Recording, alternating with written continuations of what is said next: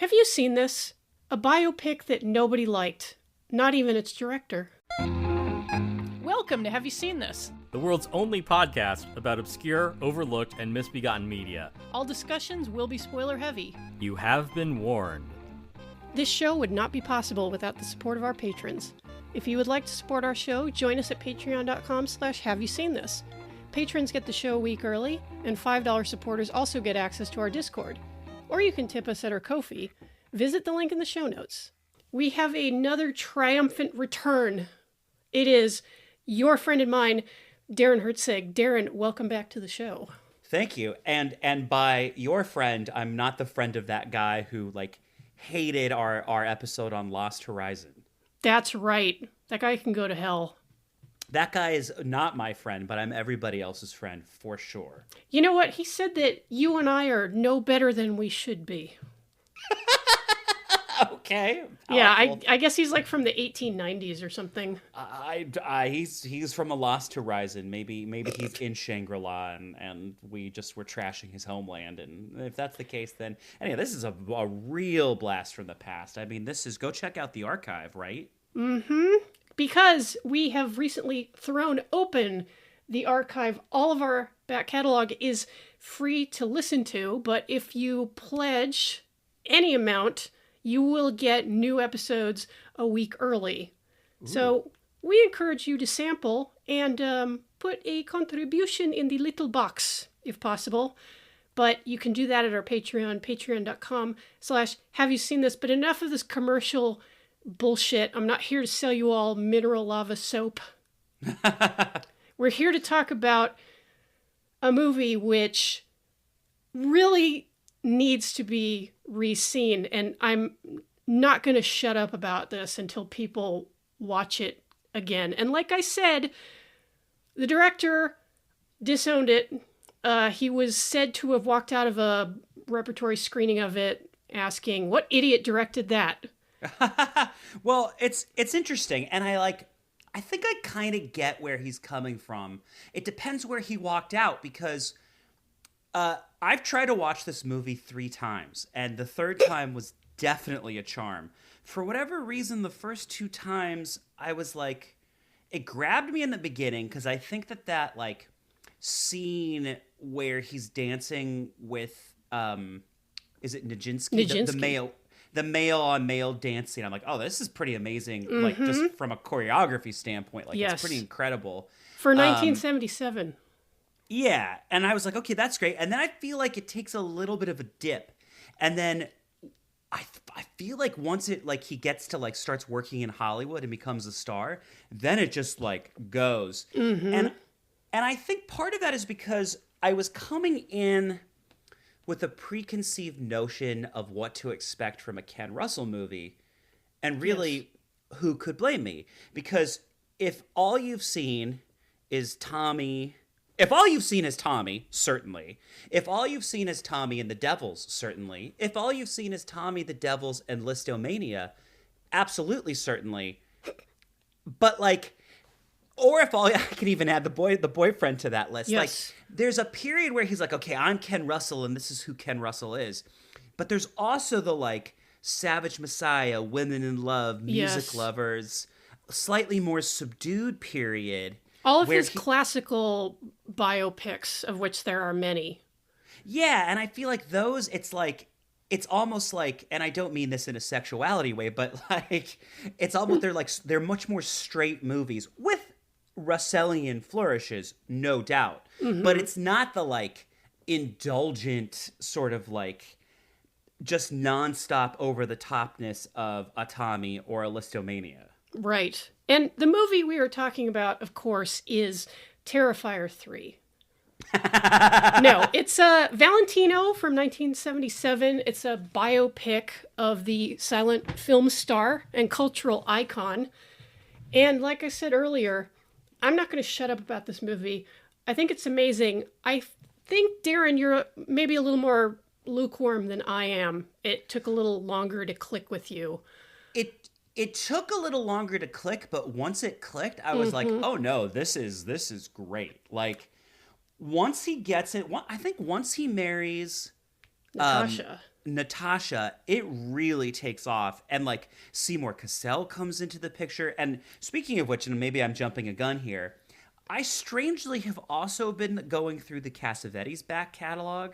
So Ooh, like My it's so compliments. interesting to see Seymour Cassel in the Russell mode and the Cassavetes mode almost in a simultaneous kind of in a window Two because there's quite different directors, I would say. yeah, I would almost say diametrically opposed, yet united by their. You can watch one of their movies and say, "Oh, that's a Cassavetes. Oh, that's a Russell." Like clearly, right down, like to all choices. Like it's they're so recognizably themselves. So it's interesting to see Seymour Cassel in like such different I guess the one I had just watched, Cassavetes, was Killing of a Chinese Bookie. For some reason I decided to torture myself and watch both versions with only like a night of sleep in between, which was an experience. An interesting approach. An interesting approach, but you know what? For this episode, fuck Cassavetes. We're here to talk about Russell. Yes, we are indulging in wretched excess here, and what a wonderful excess it is. So yeah, Valentino, starring Nureyev, a movie about a one-name guy, starring a one-name guy. But not just that. Rudy Nureyev. Yes. And the same name as Rudy Valentino. Yeah, weird. True, one was Italian, one was Russian, but they got a beautiful man to play a beautiful man. And Indeed. I think the results are largely good. One quibble that I did have with the film at first, like I think on the first viewing, was I wasn't sure how I felt about Nureyev as Valentino. Of course, best known as one of the greatest dancers of his time, maybe of the century, and naturally a theatrical performer. Indeed. It kind of works in a weird way. Yeah. It might not be your cup of tea, which is fine, but I found myself kind of won over by Nureyev's turn, and he does have some really wonderful close-ups, like right after he's informed of his mother's death, and he looks up at Nazimova and Natasha Rambova, and just his face is so sad. Oh, well, like as far as like he gives amazing face and physically embodies something that I don't think anyone else could have really pulled off. Right. I think he is limited in his ability to deliver line, like especially Yes. you know, I think Michelle Phillips handles it I think quite well. She's and great. certainly Leslie Caron handles her or is it Leslie Caron? It's Caron, right? Caron, yeah. Yeah, she really like digs in and like is really. In fact, it was when she enters and lays that like blanket of flowers on the coffin. I was like, okay, now we're in a Russell movie. When I was rewatching it and she makes her entrance, I was like, this is pure catnip for Darren. Oh my god! With the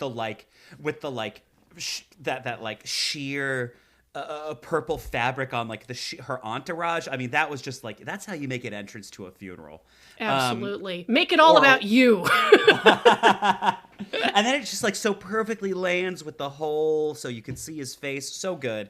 Yeah, I think I do think he struggles to deliver the lines. He doesn't quite have the range, but there's something that I think works about it because when it feels like a deconstruction of sort of like what an American man, what American ideas on masculinity, which I think actually the points it's making are hyper relevant for today. Absolutely. And that's another reason why I want people to watch this movie again. But you were saying. Yeah, and I think he so stands out as being a man of the old world, a man of Europe, just a man in a different, who's like a different kind of a man, that it works. I think it may even work better now when those issues are so front and center than it did in 1977. Yeah, and with the movie also being a statement on America and like a particularly masculine brand of misogyny and homophobia and nastiness, it works quite well. Like, and his accent is not quite Italian, not quite Russian. It's European. We'll say European because that's how it comes across. Yeah, and it like in a way he's like, especially in how he's kind of like abused and takes on abuse. He's kind of like the Christ of the old world, of the European Christ, to the like sacrificing himself for the new world. And you know how Russell feels about crucifixion imagery. I certainly do. And if anybody doesn't listen to the Devils episode, or just go look up the Rape of Christ deleted scene from the Devils. That's some good rape. Very good. Or I feel like there's a crucifixion scene in Mahler too. Mahler's another one I haven't been able to get through, and I wonder if I just need to like push through like half hour and like, you know, get to the juice. So you know, as soon as I'm free of my obligations of the homestead, we should get together and watch it. Amen. I agree. Is that with Robert Powell, I want to say? It is indeed with Robert Powell. Yes, and I think that was your first appearance on this show, is when we talked about Dark Forces, a.k.a. Harlequin, starring Robert Powell. It was. I mean, Robert Powell is, what a guy. He's been in some great films. What a fun movie, too. Oh, Dark Forces / Harlequin is an excellent motion picture. Australian excellence. Oh, yeah, and Robert Powell is Tommy's dad in Tommy. I'd forgotten. Yes. And I'm not sure. I know Oliver Reed makes a bunch of cameos. I know he's got a cameo in Mahler. Oh, you know what? His other cameos, Listomania. I don't think he has a cameo in Valentino. No, sadly. But I don't know. Like, Oliver Reed might have embodied a certain kind of masculinity that this movie is pushing against.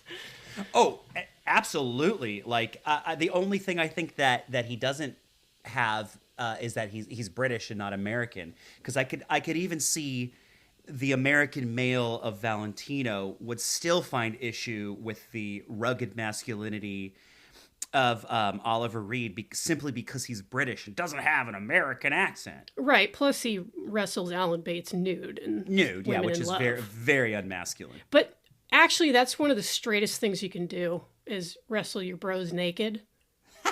Well, you know what?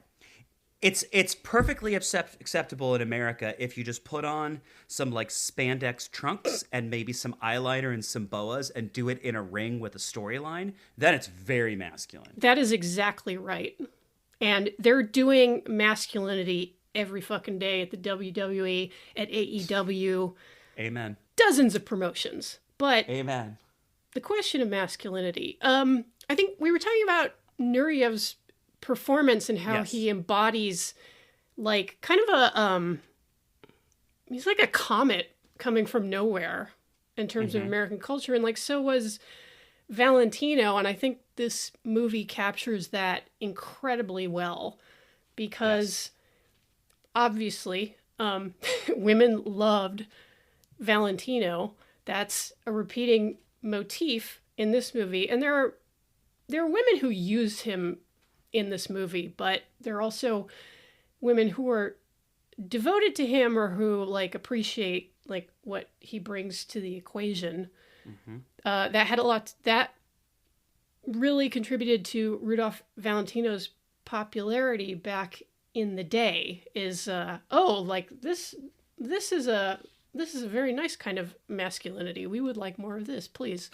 Well, it's what I think is so interesting too about it is like it just seems like things are so cyclical because he definitely brings the more like pretty boy a style of lady for ladies to swoon over, which, you know, if you think about like the ideas of masculinity, say in like 18th century, it's definitely a more effeminate type of a thing. And I even think like now with the rise of social media and the expectation on some men to be like pretty rather than rugged, especially if you look at, you know, in the 70s at like what a leading man was. Right. It's not Nureyev, although I think Nureyev's look would fit in more with today's aesthetic. True. And taste. People did love Nureyev, but him coming from like the ballet world, like that's a bit of a rarefied kind of arena. Although he got incredibly famous when he defected back in 1961, and like I'm not super familiar with Nureyev, but I know the broad strokes. He partnered with Margot Fontaine. He was on the Muppet Show. He danced with Miss Piggy. He's made it when that's the case. I looked him up, and I guess he was always kind of like a free spirit, and even when he was still dancing in the USSR, he was always like confounding them by kind of like doing his own thing. The KGB tried very hard to keep him from defecting, but I'm sure there were people in the USSR who kind of like breathed a sigh of relief when he did go. Probably, yeah, because he died of AIDS, and I think you would consider him gay, although he did have relations with women. Right. Though I think primarily it was with men. I mean, it's so interesting how his life mirrors Valentino in that they both died, younger. Although Valentino died a bit younger, and like I think Nureyev sort of didn't acknowledge that he had AIDS and died, worked up through having it and like to his death. Yes, and in fact, I was looking at a documentary about him yesterday, which I think is called something like Dancing Through Darkness, and it's about the later part of his life when he was director of the Paris Opera, and he staged one last ballet before his death, and there's footage of them bringing him on stage for like the curtain call, and like he just looks like just awful, and it's because he was so ill. Like he died like 2 or 3 months later, and especially for this exemplar of male beauty who is also like possessed of this incredible physicality and was just like an incredible performer. It's so hard to see. You can kind of see why he wouldn't maybe want to face it that much or talk really openly about it, especially because AIDS was so stigmatized. Yeah, and I just think it's so fascinating that he played this part that was going through, similar things. Obviously, there wasn't AIDS in the silent movie era, but like dealing with, I mean, I guess he died of a stomach ulcer. Yeah, perforated ulcer and peritonitis, I believe. So, I mean, not quite the same thing, but he still, like, ignored it and didn't seek medical help and pushed until he died. Mm-hmm. Certainly the way the movie makes it out, it looks like he did a boxing match and then drank himself to a stupor and then went home and contemplated an orange and then died. Yeah, and that is a good example of how the movie tells the story and plays with the historical narrative, because right off the bat, I'll say, if you are looking for like a mostly accurate portrayal of the life of Rudolph Valentino, I suggest you look elsewhere. If you are super into Valentino, I haven't seen what Valentino fans say about this movie, because not a lot of people talk about this movie. It's very little seen. I'm sure a bunch of them hate it because it's not accurate to the story or whatever, and that's fine.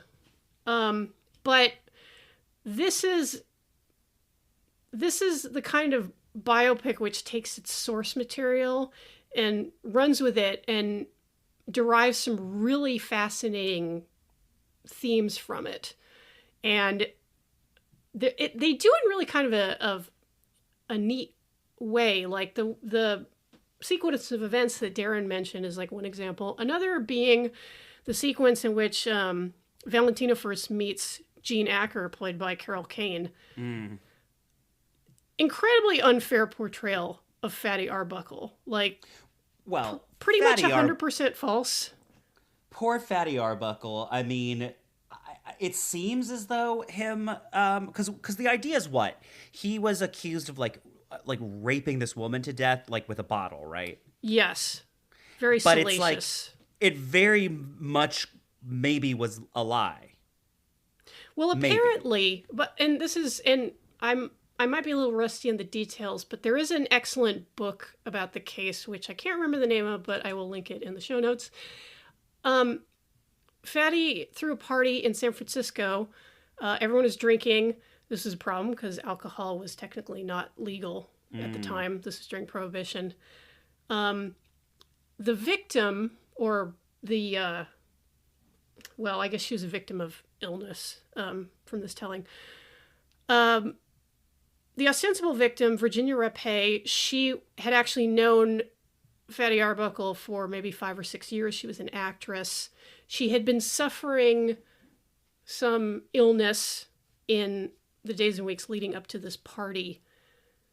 She drank a little bit, and apparently it aggravated a chronic UTI that she had. She eventually died of a ruptured bladder. And of course, the story was, oh my God, like Fatty Arbuckle just crushed her while he was raping her mercilessly. Right. And people had been salivating for the chance to take this nascent industry down a peg. It was perceived as very profligate and amoral.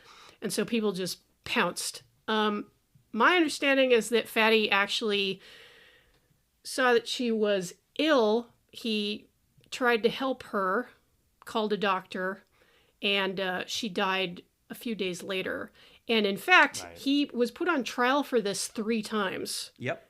2 mistrials and an eventual acquittal, in which the jury actually read out a letter saying how badly they thought Fatty Arbuckle had been treated, and, you know, all this was bullshit. And his career never recovered. He died shortly after he had done some short films and was beginning to come back a little. Another young death, 46 years of age.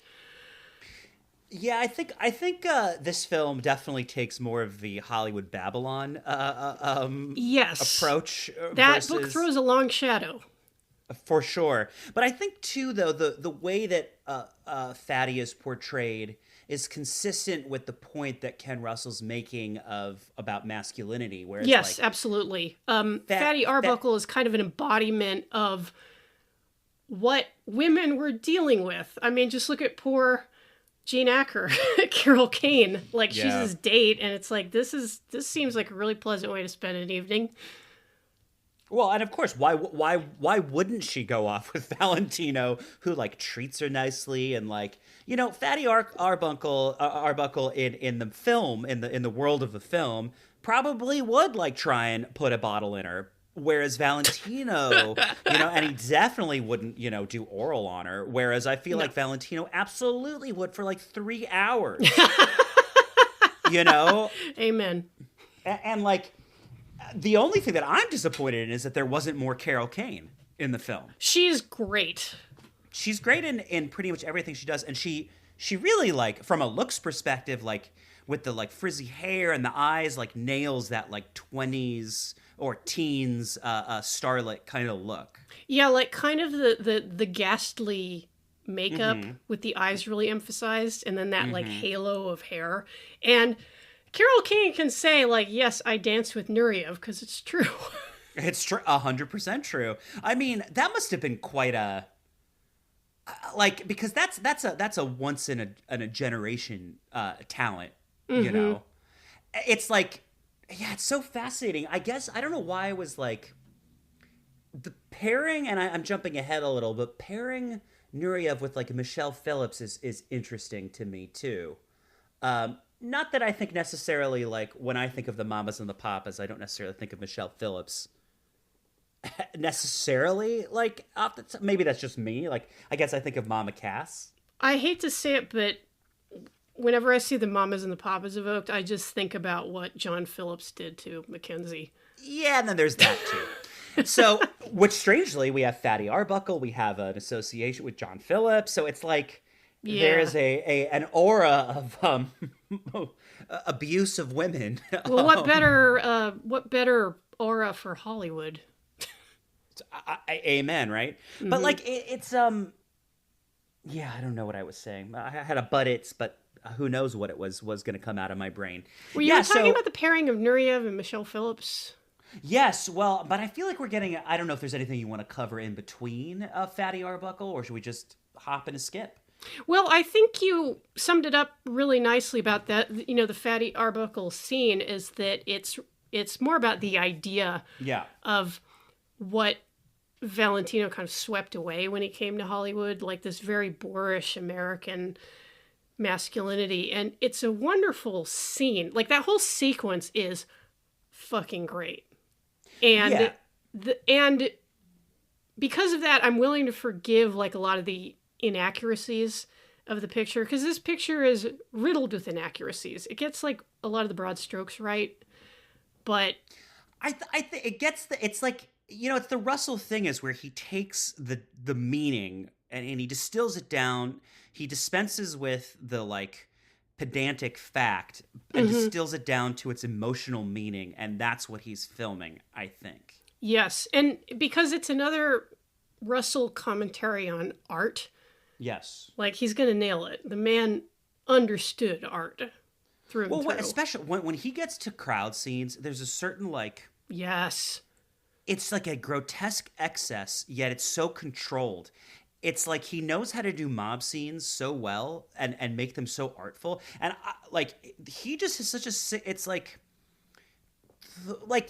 I had some criticisms about some of the like ham-fisted exposition. And Yeah. I know it's like borrowing a Citizen Kane kind of structure, but like I don't care that it's like he's not making the well-made 3-act Hollywood save the cat script. He doesn't give a shit, because to him Nor should he. that's not film. Like Ken Russell is an artist. So what if it's ham-fisted? That's not what he's concerned about. He wants to razzle-dazzle you. I mean, I actually have some... He's not like Fosse, really, except in that they're both auteurs. But there's certain Fosse-esque, like... And this predates All That Jazz, and I'm really getting ahead of the things, but like the final shot being Valentino dead on the slab Yeah. is an interesting mirror to Joe Gideon in All That Jazz getting zipped up in the body bag. Yes. And that's what we go out on. And it's so fascinating that Russell beat Fosse to it. Yeah, and that's funny because I just recently rewatched All That Jazz and loved it. That's definitely...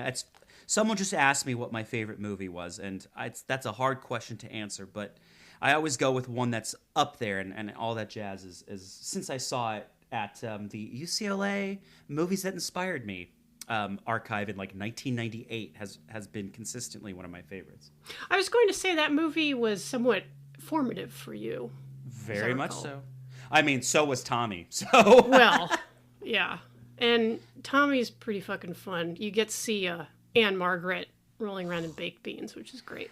I saw, now we're getting a little off topic here, but when I saw, my first introduction to Tommy was seeing the show before it went to Broadway. It was at La Jolla Playhouse regionally.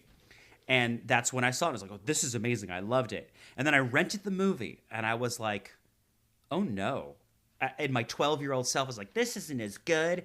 Now I look back and I want to just slap my 12-year-old self for so many reasons. As when I bought it from Penny Lane in Westwood on DVD and rewatched it, I'm like, what was I thinking? And this would have been when I was 19, so about 7 years later. And I was like, no, it's incredible. And that really began my lifelong, well, not lifelong, my teens long obsession with Ken Russell. Because what a giant. But anyhow, where were we? How does that relate to Valentino? Well, we were talking about the Who. Yes. Who did Tommy, which leads to Ken Russell, which leads us back to... we talked about the wrap-up of the film, which was Valentino on the slab. Yes. Which is a wonderful, austere image. And if Tim were here, he would be like, yeah, of course you like the image of a dead guy on a slab. I'm playing the Tim role now. The film kind of begins in a way with him in state in the coffin, and ends with him, in the morgue, in the most beautifully stylized morgue. I mean, let us all die in a Ken Russell morgue. Let's all live. Let me live in a Ken Russell world. It's just so like sumptuous and excessively wonderful. Yes, that's it. That's another thing. This movie being from 1977, everything is physically present. These are physical sets. Yes. And they look amazing. Costumes look amazing. You're in an actual physical space. And if you watch enough newer movies where the CG is very enervating, like looking at this stuff just feels like lying down in a warm bath. Well, and it's so tactile and sumptuous. It's something that I feel about a lot of movies in the 70s, where it's like so dense and so layered, both screen from a script perspective, but also just from a production design perspective. Like, but his costumes, which I think his wife Shirley Russell designed. Yes. And like specifically that scene where he's in the fop stuff, the lovers scene, and that theatrical set with the blue like filigree, and it's got like 3 layers deep, and it just looks so luxe and lush and expensive. It's amazing. Like everything, like production design wise and costume design wise in this movie is so gorgeous. And of course, Valentino, like his second marriage was to a very ambitious artist in her own right, Natasha Rambova. Well, she is fascinating to me to no end. I like looked her up a little bit after the movie because I really knew nothing about her. Yeah, she is a character. It's a little misleading in the movie because it makes it out to seem like after they broke up, she directed this movie about him. But I think she sort of like co-created and is in it and production designed it, but isn't credited as the director. And that might just be because she was a woman. Could well be. But according to the deepest I went was Wikipedia, so forgive me. Maybe it wasn't deep enough. But regardless, it's what's so interesting too, how she's also like the character's sexuality is ambiguous, much like yes, Valentino. So there are both of these sort of like sexually fluid people with strong-willed tastes who find each other, yes, and become this like real bratty power couple. You can see why people would be sick of their shit, but they do look very good together. Well, and it's also fascinating too. Like I can't help but think, like, I think that criticism was like lobbed at Russell for being too critical of Hollywood and maybe being too obvious in his feelings. Like he wants God fucking forbid. I know, right? Like he wants artistic freedom, and like their sort of like intense desire to like have creative control mirrors his own desire to have creative control. That's a really good point. And this was even before he went to Hollywood and made Altered States. Which is so like, it's so interesting too, because like he was nominated for Best Picture, for Best Director, and I think some other things for Women in Love. Mm-hmm. I know Tommy got a bunch of nominations. I think Anne Margaret was nominated for Best Actress, and a Golden Globe it was nominated for. If not, I don't think it was nominated for Best Picture, but possibly. So like he's had dalliances where mainstream Hollywood has wanted to recognize him. And like Altered States is a weird, like it has some moments of the Russell flourish, but it's in the 80s already, so it doesn't have that like 70s like ultra texture, I guess is kind of, you know, like, yeah. And again, I go back to like, I mean, watching John Hurt turn into like a caveman, because it just makes me think of to the end of that I think, what's the movie called? Not The Final Solution. That's a very probably different. The Final Program. That was a very big production, though.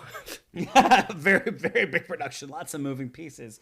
But the Final Program, the Moorcock Jerry Cornelius movie, where he ends as like this like androgyne ape creature, which I guess that's just like a hot topic. Like people like aspired in a certain time period to like evolve into a devolved like androgynous ape creature. Cool. What a tangent, but I think one worth going on.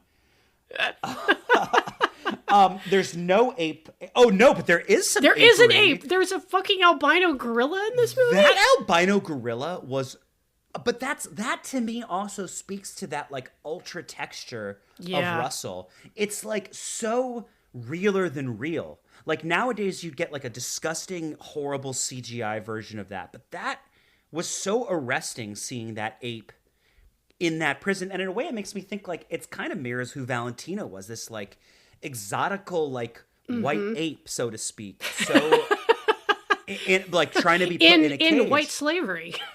Well, you try and put that kind of like sort of like awe-inspiring exoticness in a cage, and you can't, because a cage can't contain a magnificent creature like an albino ape, or a magnificent creature like a Valentino, or a magnificent creature like a Nureyev. Nureyev, yeah, exactly. And in fact, I did want to ask you about that scene because it's a great scene.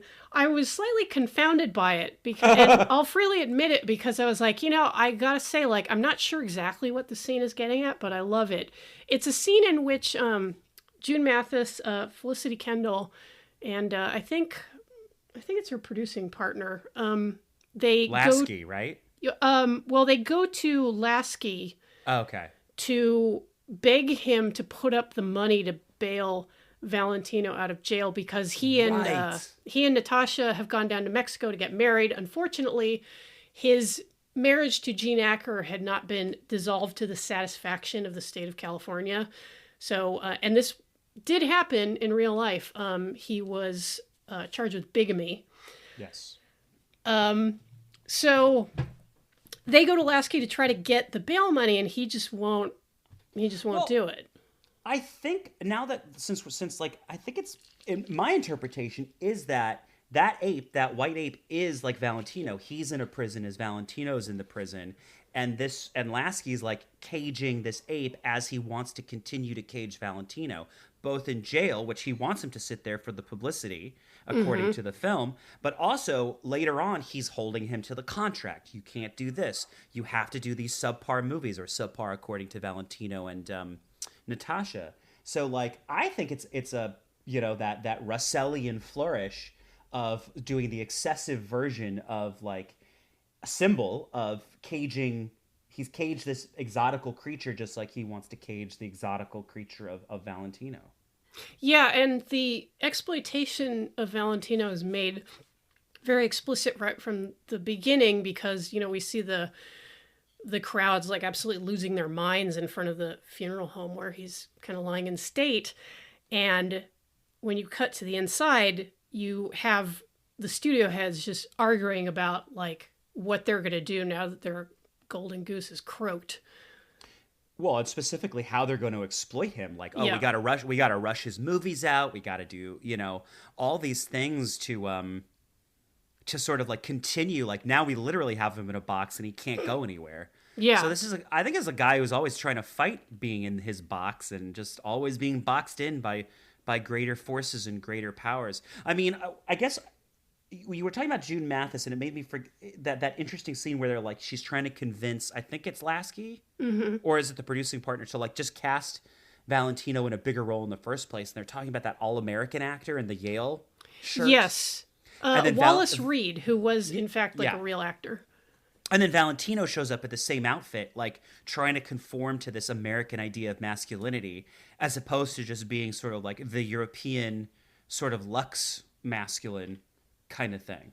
Yes. The jail scene. Yes, which is and this movie was savage when it came out, and I think it legitimately affected the people who worked on it to the point where they repudiated it very soundly, which I think is a shame. Like I said, Russell wasn't too fond of it. The producer Irwin Winkler said that it was the worst picture he'd ever done, but fuck that guy. Speaking of Irwin Winkler, this was something else. Like, this movie functions on like a bunch of meta levels too. Winkler and Chartoff produced Rocky, right? Like, produced like hyper masculine, like in the traditional American sense films. But shit. But You're then right. also produced Valentino. And when I saw that even in the credits, I recognized the names immediately. Yes. And I was like, whoa. And as I was watching the movie, I'm like, this is even stranger that they would like now turn and work with this like British auteur in the European style of filmmaking, like art film, essentially. Yes. And then about this like man who was kind of like effeminate too, or like certainly more effeminate than Rocky. And it just doesn't compute. Like, it's such a weird juxtaposition that was like mirrored by the themes of the movie. God, that's true. That's fucking true. And it actually made me enjoy the movie more. Like, so yeah, like, to describe me as being lukewarm on this movie isn't necessarily true. It's more that I think it just takes a minute to Yeah. to get into it for me. And then once it gets you, it doesn't let you go. You know what? This movie is such an acquired taste that it has taken longer than 40 years for some of us to come around to it. But yes, like I was saying, it was savaged by critics, and honestly, I wonder if, again, in another bit of meta-ness, if people just didn't want to engage with this material and we've barely scratched the surface on the queer content of the film, but also an extraordinary scene like Valentino being tormented in the jail cell, which is up there with another movie we covered for the show, Singapore Sling, in terms of being really gross. Yes. May put off quite a few people because there's piss and vomit and then a crazy guy jerking off, and it's a lot. You alluded to the moment when, you kind of jumped on board with the picture. This scene was when I was like, oh my God, people were just too fucking stupid to see how good this shit is. This is amazing. Well, this was also one of the scenes where I was like, okay, here we are. Now we're in Russell land. Now we're getting some almost Devil's level stuff going on. Apparently, I was reading the Valentino sections of Russell's autobiography, and the studio wanted to cut that scene. In fact, at one point he talked to his editor, and the editor was telling him oh yeah, we just did the screening, and Russell's like, what screening? Oh, I thought you knew about it. Oh God. And he's like, well, we're still working on the jail scene. He's like, well, it didn't have it. That they didn't want it in there, so they were trying to have it taken out. And I found this amazing anecdote, and I guess this is a good time to read it. So Russell's talking about Valentino, Nureyev, God, I'm even getting them confused, was apparently didn't gel well with Ken Russell on the film. I guess Nureyev came from the school of ballet where you have to be very disciplined and everything's done in a very disciplined way, whereas Russell was a bit more freewheeling and kind of he knew what he wanted, but he would take people's input and sort of change things based on, how things were going. And so the jail scene was particularly difficult to shoot because Nureyev had a specific idea in mind. And when they were going to be shooting where he has to piss himself, they put a hose down his pants. And apparently, and this is where I come into the book, Nureyev said, what do you think I've got there? Oh, they're putting the hose down his pants. And he goes, what do you think I've got there? He demanded with great hauteur. A cunt? A pregnant silence followed as I, Ken Russell, wondered what I'd done wrong this time. Then the penny dropped. I was casting doubts on his manhood. Discreetly, I asked him which side he dressed, and on receiving his curt reply, instructed the prop man to pay out more hosepipe. He did so, and kneeling at Rudy's feet, I negotiated it as delicately as possible down the right leg of his knickerbockers. From the outside, of course. Acting the spaniel, I looked up for approval, but the master did not throw me a bone. More, he said. I nodded to the prop man. He paid out another inch. Much more, he said. The prop man looked at me for guidance. I nodded 3 times. The hosepipe grew another 3 inches and appeared to develop a curl. I knelt down to straighten it out and jumped when it gave a wriggle. The hair rose on my neck as I realized I was handling the real thing. We should be making a monster film, I thought, as I coughed and begged pardon. The man with 2 dicks. More, he said. I glanced apologetically at the prop man, who grudgingly paid out another inch. The eyes of the crew were out on stalks. It was women in love all over again. So I felt like I read that part. I'm like, I have to read that. That is amazing. Yeah. So Nureyev too was dealing with these masculinity issues. So it's there's so many layers, from the producers being macho,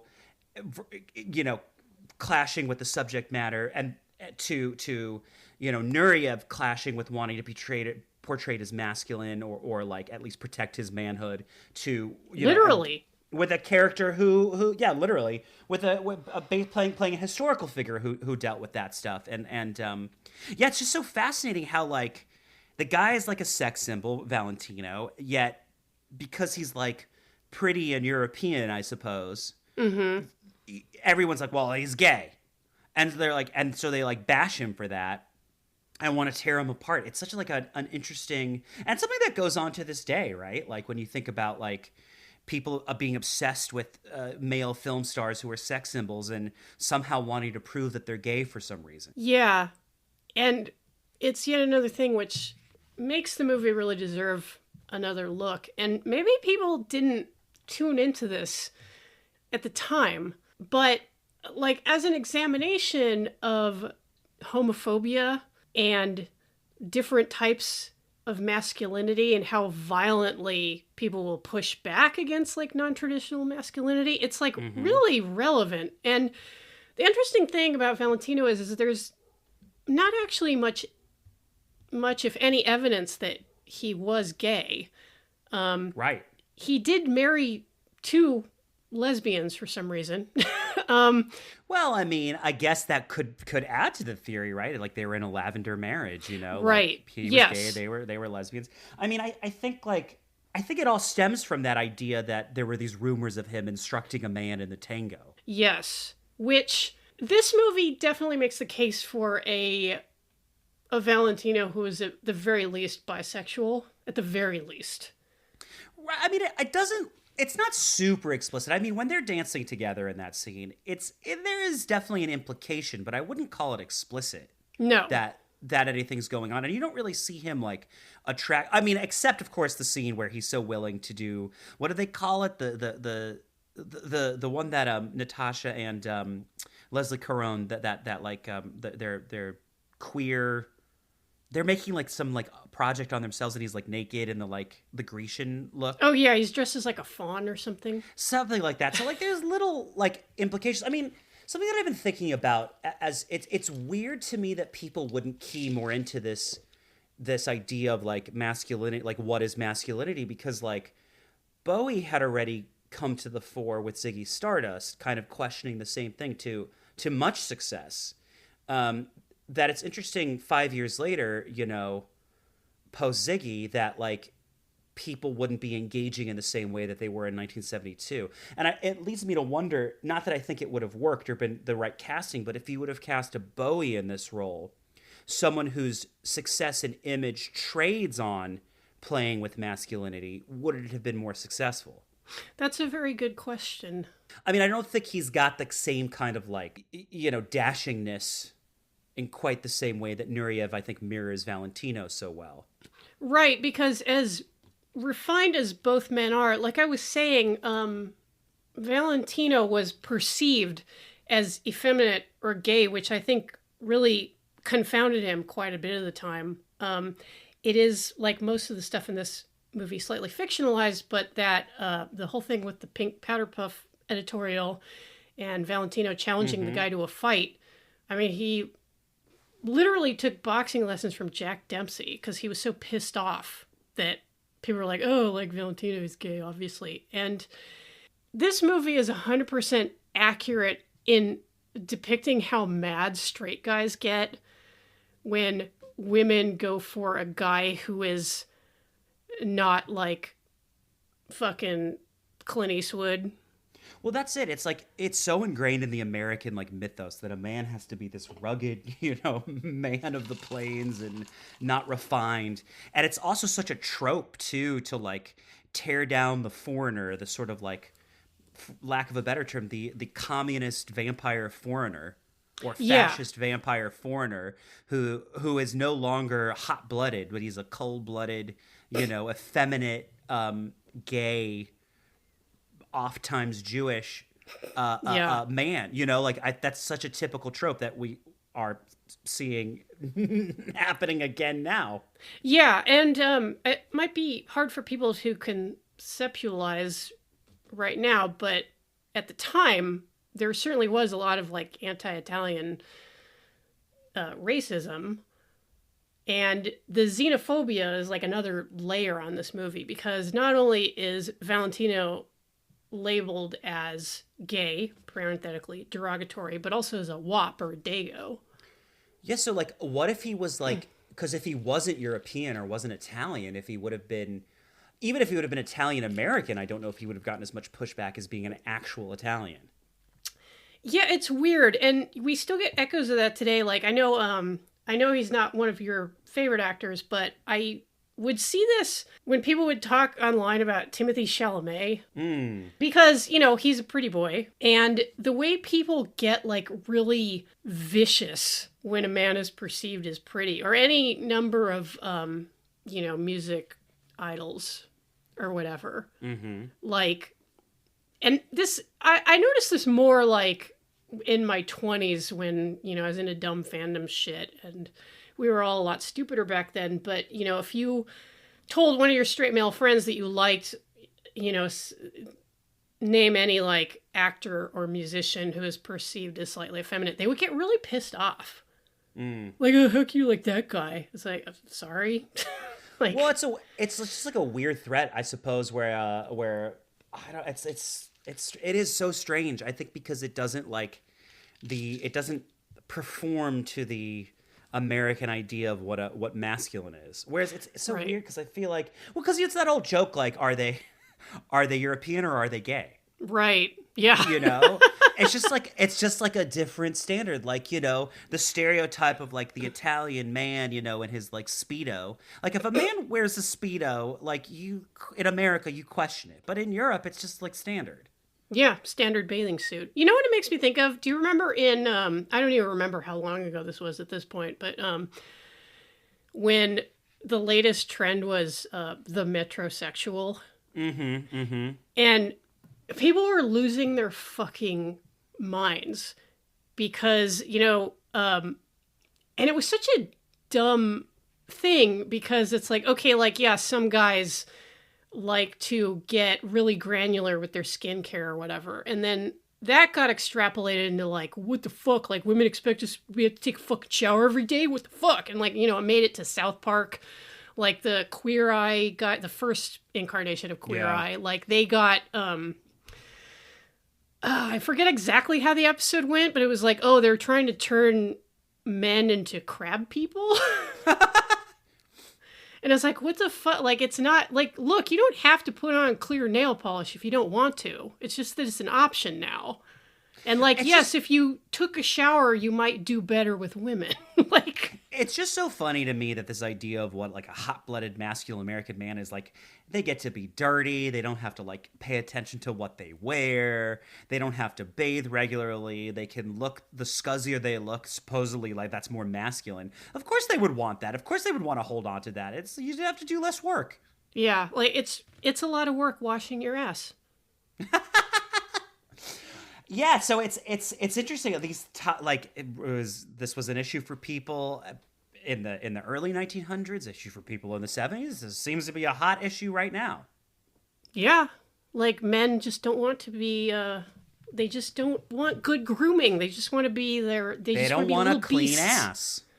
And these swarthy foreign men are a huge threat. Yeah. And let me just set the record straight. My issue with Timothée Chalamet has nothing to do with him being boyish or effeminate. It's just No. I think he just doesn't have the range. Also, like, if that's what I just, that's not Paul Atreides. Sorry, I don't envision Paul Atreides. No, it's totally fair. And you know, I would never imply that you would be so crass Well, you know as who to the impugn the ideal boy casting, because of his masculinity or lack thereof. the ideal casting of Paul Atreides obviously would have been J.D. Vance, but like,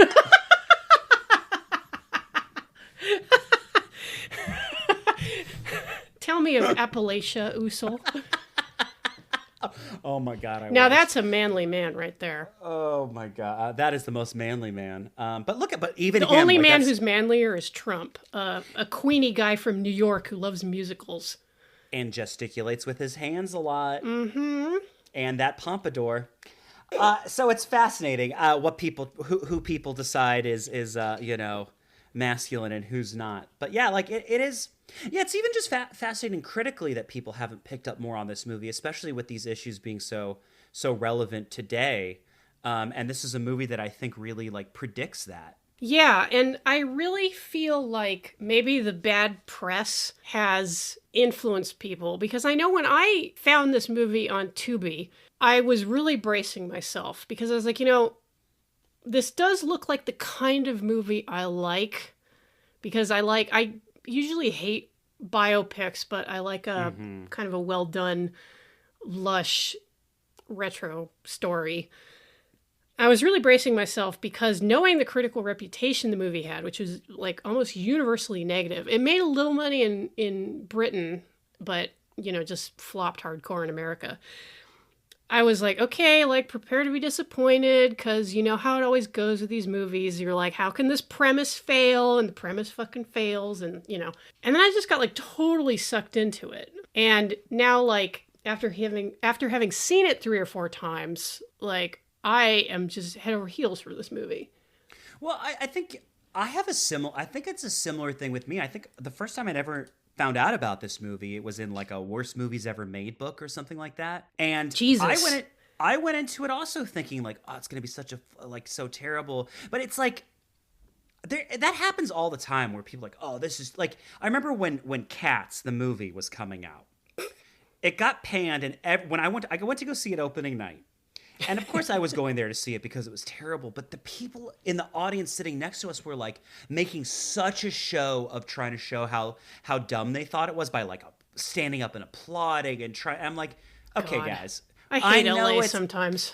I know. And I was like, I know this is not yes, we all know we're here to see a bad movie, but like you don't have to like perform that it's a bad movie too. Just like fuck off it. back to the Cine family with that shit. And it's very similar to what's with Megalopolis, like which I had the privilege of seeing a screening with the live actor coming out to talk to the screening. Yeah. And like it's I mean, it's every bit as bad as people are saying, but in such an enjoyable way. That's what people don't talk about. And I think it's like, yeah, this movie, like some movies may not meet the standard of like what people are like the mainstream is looking for in a movie. But Valentino delivers so much. Valentino is way better than Cats and Megalopolis. Like, I wouldn't even consider it like a movie, like a so bad it's good. It's a good film. It's a great film. Made by somebody who knows exactly what they're doing. Yes. And with some like set pieces that are like the boxing scene is utterly incredible.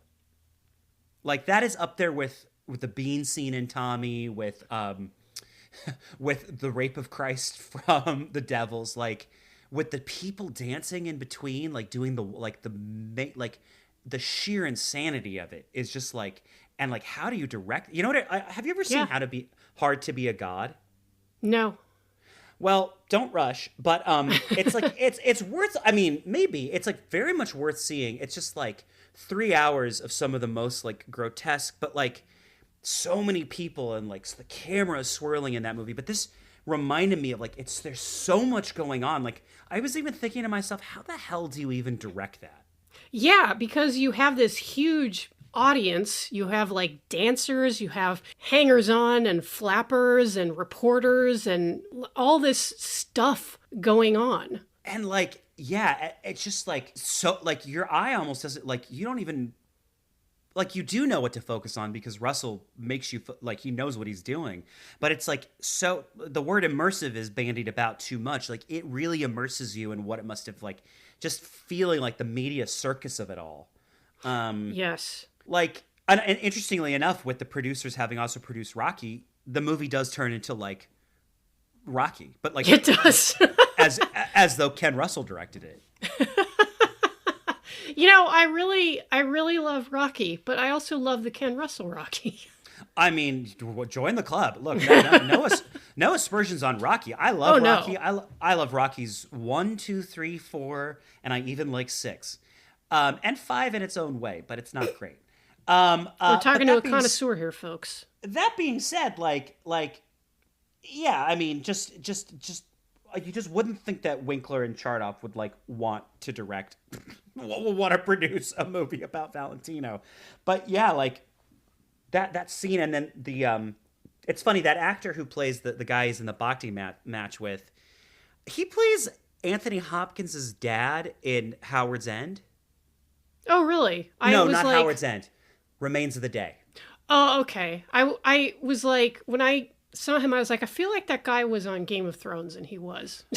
Yes, exactly. And like he's usually plays very British, very like buttoned up. So it's interesting for him to be the Mr. Masculine, like American guy. Yeah, he's basically playing like a big Irish piece of shit.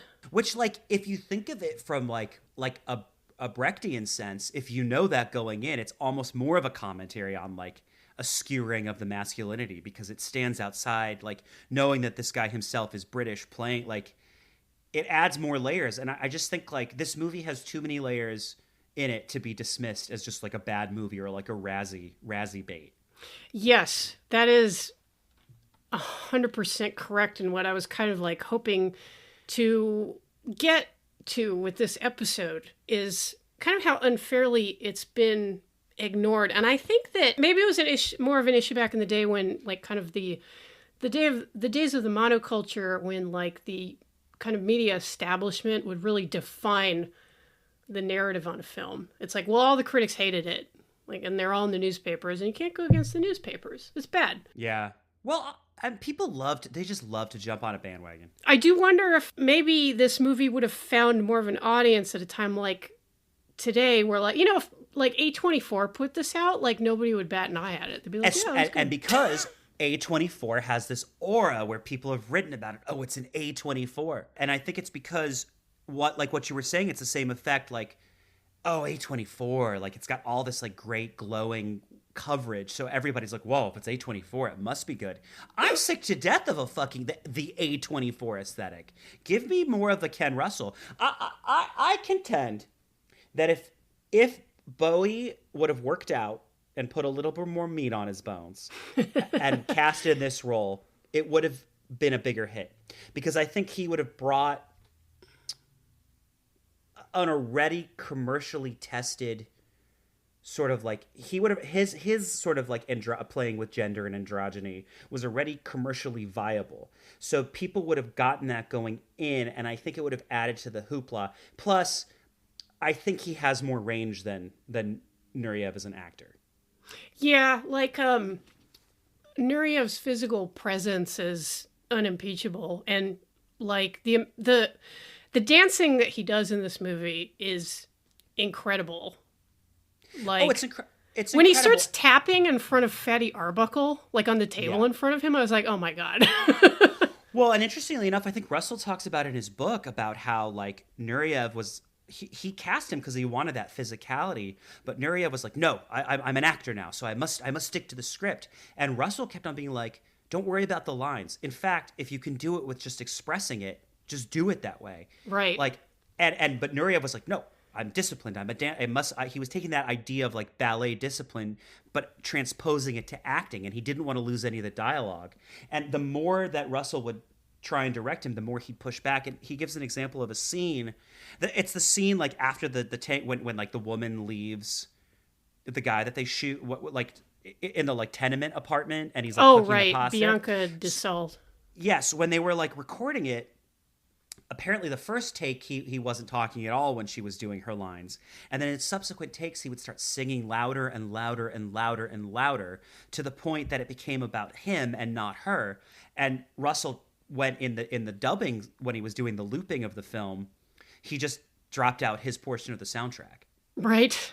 Smart. So and that's a thing that you will see sometimes with actors who don't have training or who don't act in general, is you do a scene a few times and they'll just do like, I'll just do what I was doing, only more. And then it gets more and more and more with every take. Well, especially because they're not trained actors, they don't know how to also take that direction and know how to train. Like, yeah, it's spot on. And I think he was just trying too hard, which kind of works because Valentino was trying so hard too to like convince people. And I do think like it doesn't not work. He's not terrible. Right. I agree. It's just like, I think if you had an actor who was a bit more skilled with line delivery, it would have really made it sing even more. Yeah. And I think that's what holds it back, especially because all the other actors around him I think are kind of like pretty incredible. Oh, they're pros, and they all crush it. Like, Michelle Phillips is great. Like, in spite of the fact that she and Nureyev apparently hated each other. Yes. The scene where she basically like seduces him and draws him in, but like gets out of the tent like without having been ravished is incredible. Yes. Yeah. Well, and like I guess it's because, according to the Russell book, is that she was much more like Ken Russell, and that she was like hippy dippy freewheeling, and he didn't like that she wasn't like disciplined in sticking to the script and or sticking to how it was supposed to be or supposedly supposed to be. Right. In fact, you can take the boy out of the Soviet Ballet Academy, but exactly. Well, I was on his his foundation's webpage, and even on the webpage it makes a dig about how the script was inferior and it was originally better and it got worse as they were filming it. I wholeheartedly disagree. Like I could, yes, I know I'm on the same page with you, because like I think he just wasn't on the same wavelength as Ken Russell. No. A lot of people were not on the same wavelength as Ken Russell. There is a scene that beguiles me, and it's when they're kind of like in the mansion and they're in their like sort of like Chinesey like outfits, silk outfits, and there's like the mob of like religious cult women outside that are like chanting. Yeah. Chanting. Like, I mean, it's very like it reminds me of like at the end of Tommy, where they're all like they kill him, whether they like attack the parents and the backlash. But like I wasn't quite sure. What do you make of that scene? Well, I think in a large part, another huge theme in the movie is how removed the public perception of Valentino was from the man himself. And the Valentino of this movie is, like you said, and I think it's accurate when you say it, like he, you know, in some parts he's like trying too hard. And, you know, he is a foreigner like trying to fit in this very strange country. I think that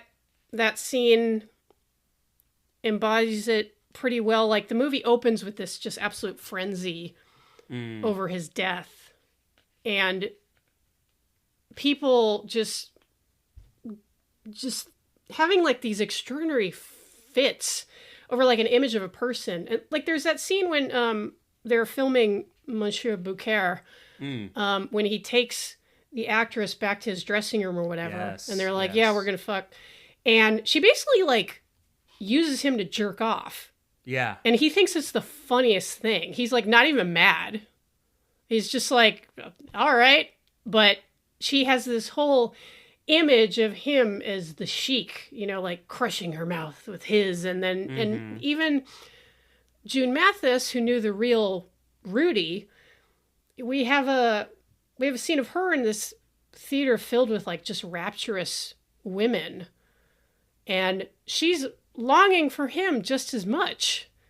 Like she also sees herself on the sheik's horse, you know, being taken. And, you know, that was like the hold that he had on people. But it just because he was so popular, it built into this just frenzy. And there's this point, and, you know, it does kind of parallel Tommy, where you have people in this like ecstatic religious fervor, which is also dangerous. And also the devils too. Yes. Yeah, And like oh my god, like Vanessa Redgrave and like Oliver Reed, like the nun's like obsession with Grandier. Well, Russell is a master of scenes of ecstatic frenzy. Oh yes. Mixed in with, and he gets the like the sexual erotic undercurrent of it, like, you know, of what's really driving these things of the frenzy. Yeah, which is it makes him kind of like I don't want to say like an outlier in British cinema, maybe just in his like exuberance in treating like the excesses of sexuality and like just being able to like, you know, fucking put it out there without any, I mean, you know, like he never would have made a movie like Brief Encounter. No, like I fucking love Brief Encounter, but it's a very different kind of movie from what Russell did. Subtlety is not for Ken Russell. Yes. His is almost cartoonish, like hit you with the mallet. I mean, speaking of which, like to that scene where the actress takes him, and you know, he's proving his masculinity, that he's not a powder puff, Yes. by going to go like fuck her in the dressing room, he's in full fop makeup. So he's proving his right. masculinity with like blue eyeshadow, lipstick, and a heart on his cheek. Which is the most manly way you can dress. Well, to be I honest. think. But it's just like that's what's so brilliant about the movie. It's just like it's always, the layers are just always there.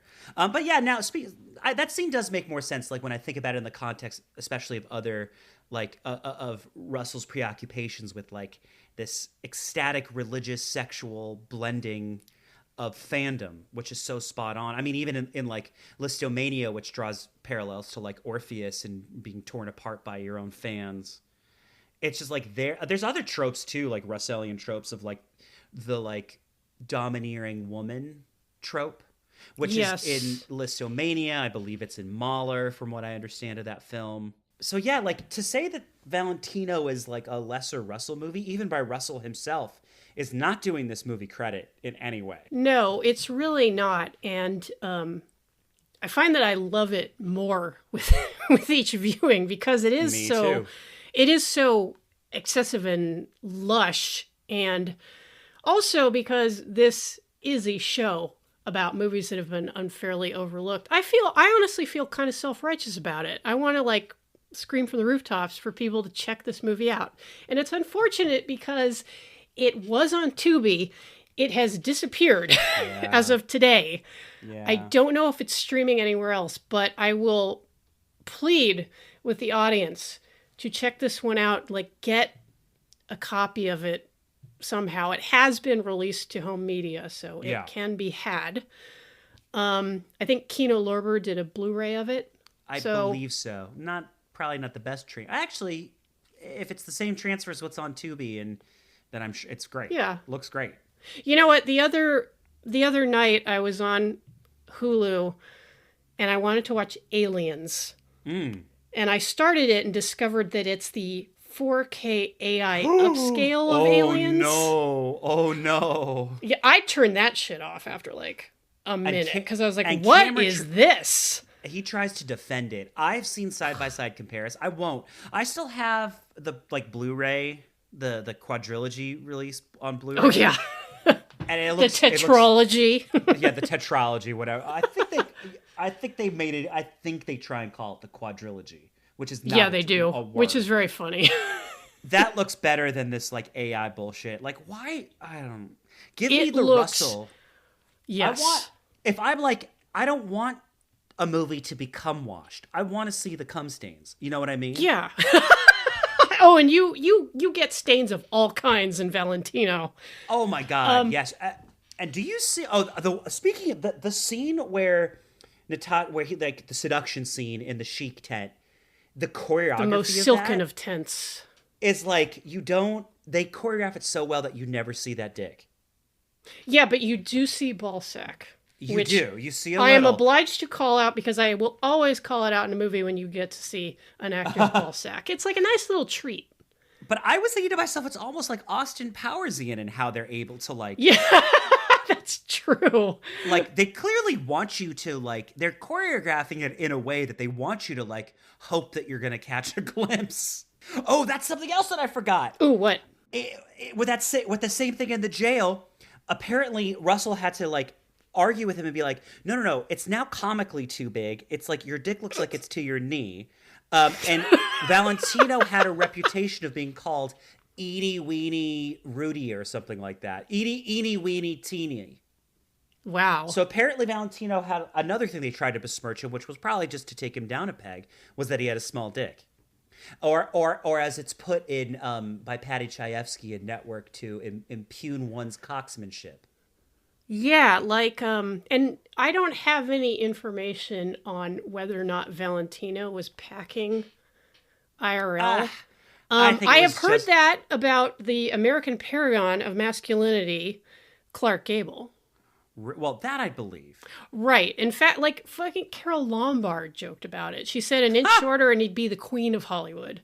Oh my God. God bless Carol Lombard. Absolutely. What?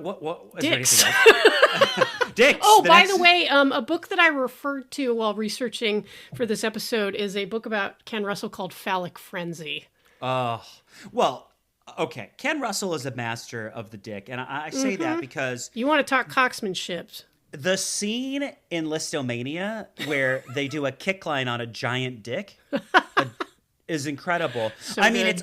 it's funny because like I saw Listomania well before I ever saw Carell, the Fassbinder film. Oh yes. But there's a similarity in the production design of that film and Ken Russell's sort of like eye, and it's interesting because Carell has been so panned as well, and I love that movie. Quarel actually got Valentino did not earn any Razzie nominations, I believe, but Quarel did. Yeah. And I've seen Quarel as well, and I'm like, okay, like this, and I have to say, like Valentino, I think it's another case of people just being like, oh, what is this queer shit? It's like, oh, grow up. Like, this is fucking good, you losers. And I think that's interesting because that is part of the point of the movie, right? Is like people will try and denigrate it for that reason when like it's just, jokes on them. Probably all the entertainment that they like is secretly made by people who are queer. Absolutely. Like, I think it's so ridiculous to push away any art that you feel is like, oh, it's a little fruity, because it's like, well, like, where would art be without queer people? Nowhere. It would just be like Reagan on a horse. Everything would be fucking bedtime for Bonzo. It would be all John Wayne movies, not even the good John Wayne movies, like The Searchers, just the shit like McClintock. Oh my God. Yeah. No, thank you. I could barely take the Searchers, so anything sub-Searchers is no thank you. You know, Tim went to the Cinematheque to see The Searchers, and I think he hated it. Hated it. I'll say this. I prefer the Searchers to Stagecoach. Fair enough.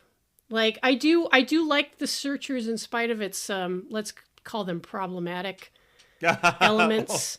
Yes. Poor Natalie Wood, but hey, John Ford. Can you imagine if Ken Russell would have made a Western? Oh my God. Apparently he hated Westerns. Like, he just had like no interest, which is sort of a shame. He would have killed it. He would have made an amazing one. I mean, the only Westerns I can tolerate is Whitey by Fassbinder, talk about problematic, or maybe some spaghetti Western stuff because there's good zooms. But like the Western in me, actually, I kind of like The Quick and the Dead, that Sam Raimi, Sharon Stone. I have, speaking of, and I love promoting our old episodes. We recently did an episode on Quick and the Dead, which I have made a 180-degree U-turn on, passing Tim, who had some quibbles with it. Like, I used to think like, oh, people actually like this movie, and I watched it enough times that I'm like, I love this movie. I fucking love it so much. For what it is, I think it delivers, and it's got just the right amount of stupid with like when you blend a stupid premise with people who know how to actually make a movie, that's when you get magic. Yes, and Sam Raimi knows how to make a fucking movie. He knows how to put a film together. And it's the same with Ken Russell. Like, even if something's like stupid or like outside of what's considered the well-made movie, it's made by somebody who has so much skill and craft that he could make a movie, a 2-hour movie about somebody taking a shit, and I bet it would be great. The toilet movie. Oh, God, I wish. I mean, look, I don't know about latter-day Ken Russell when he had no budgets and was just like making movies on video around his like estate. Right. I'm sure it still has some merit, to be honest. I understand it because, like, the man just loved making movies, and he was going to do it any way that he could. And he is like a lot of other great directors who reached a point in their career where people didn't want to give them money anymore because, you know, it was considered like a bad investment. Fucking Kurosawa had trouble raising money for movies. Like, Scorsese had to work really hard to get a lot of his later movies made. Like I get it, you know, from a, you know, cold-blooded business sense, but, you know, the problem is somebody with a vision. Like, I mean, poor look, Megalopolis' quality aside, like Coppola, who's made some of the, you know, also he had to like start a winery just to be able to sell it so he could make his like vanity movie. Yeah. But like surely after Godfather and Apocalypse Now and commercial hits like Dracula, he's clearly proved that he can do it. I mean, Megalopolis would never have gone anywhere except to the tastes of a rarefied viewer. Yeah, I think the miracle is that Russell ever got money. That is true, especially as like a British filmmaker. Exactly, and like quite large sums of money to make some pretty sumptuous movies. Yes. And this movie is nothing if not sumptuous. And amen. It is extremely worth your time. I urge all of you to get a copy of this and watch it because I want to talk to other people about it. I second that, and if for some reason you have a similar experience to me where after the tango scene you think it gets a little slow, don't worry. It will pick up in a way that you will just completely forget any of your misgivings, and it'll be a ride so well worth taking again and again. That sums it up perfectly. Thank you, Darren. My pleasure. Thank you for having me on. Thank you for listening. If you enjoyed this episode, you can show your support by going to patreon.com/haveyouseenthis and make a pledge at the $2 or $5 tier. $5 a month gets the latest episode before everyone else, plus access to our Discord where we're always arguing about movies. If you'd like to give us a tip, our Ko-Fi link is in the show notes. Oh, they're putting the hose down his pants, and he goes, "What do you think I've got there?" He demanded with great hauteur. "A cunt?"